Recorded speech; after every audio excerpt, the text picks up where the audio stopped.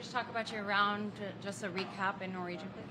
Ja, det var mye bra i dag. 6 birdies er ganske bra, i hvert fall i den vinden her. Hadde et par dårlige putter fra uten av green som jeg bedømmet litt feil.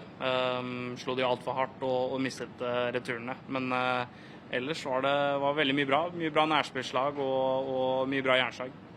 Can you talk about your excitement to be back at the FedEx Cup playoffs and what that cup means to you?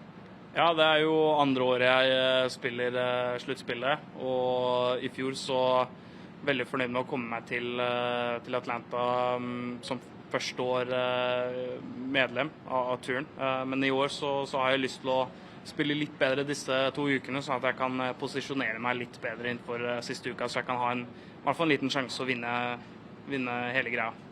And then one in English, can you just talk about your round today and give a recap?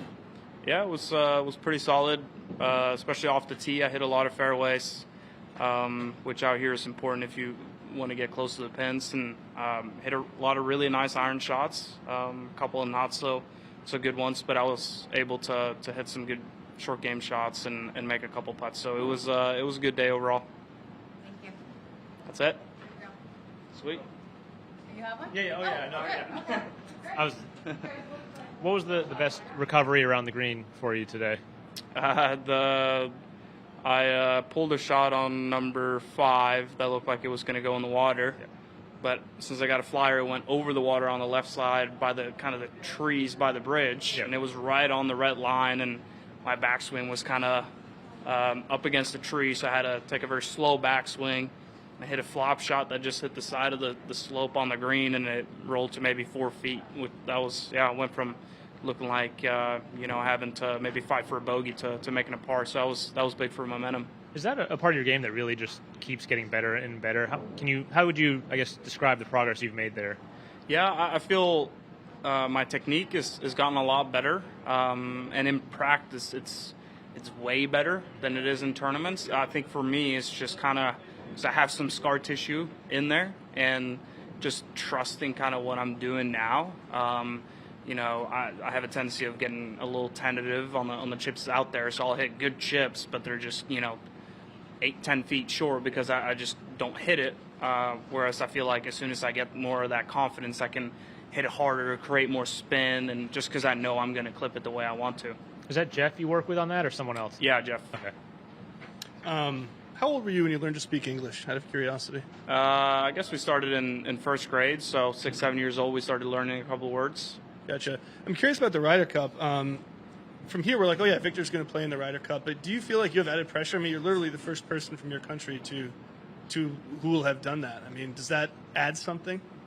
Yeah, I mean that's really cool, especially coming off of the Olympics. Yeah. Just being a part of that, I felt like that kind of added some patriotism and just the way I go about playing golf over here. I'm representing my country, which is cool, but playing golf is uncharted territory for Norwegians. So, obviously it's cool being the first Norwegian to play in it, but our history is not very long in Norway. Do you have growing up, even did you have a favorite Norwegian athlete?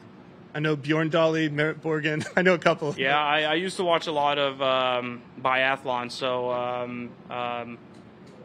Ole Einar Bjørndalen, he was a stud, and we had multiple cross country skiers and downhill skiers, and so I used to watch that a lot. But I grew up mainly watching golf. So Henrik Bjornstad was the only Norwegian tour player that played before me and Chris Ventura, so looked up to him when I was younger. Thank you.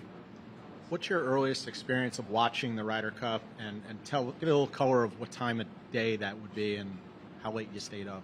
Yeah, the first one that I actually watched and sat there and rooted for, it's not that long ago. Medina was the first one that I actually sat and watched multiple days and multiple nights. So, it would have been nighttime, and I wouldn't have been that old. And I remember watching on the couch with my dad and go nuts in this apartment complex. And I'm sure the neighbors above and below us were not too happy with us yelling. But yeah, that was a cool moment. That round back home that you played where everyone followed you, I mean, I think you have a lot of support back there, but did that surprise you, the amount of interest and passion people have for your golf?